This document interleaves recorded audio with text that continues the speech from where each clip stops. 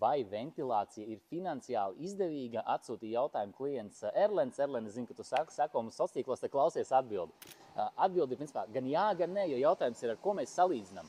Ja mēs salīdzinām pret to, ka jūs, teiksim, turētu vaļā atvērtus logus un veidinātu regulāri telpas, tad ventilācija jums ietaupa naudu. Jo ar atvērtu logu jūs pazaudējat visu siltumu no mājas, ar ventilāciju jūs pazaudējat tikai 15–20% no siltuma, kas iziet no mājas ārā. Tā kā tur rodas ietaupījums uz siltumu un uz apkuri. Ja mēs salīdzinām ar to, ka jums, teiksim, logi būtu cieti, jūs māju neveidiniet, nu tad nē, tad tā ventilācija nedod nekādu finansiālu iegūmu, jo, principā, jūs lieki zaudējat siltumu, bet, protams, jūs neiegūstat nekādu svaigu gaisu. Tā kā, tad katram pašam droši vien jāizdomā, kas tas svarīgāks, ja?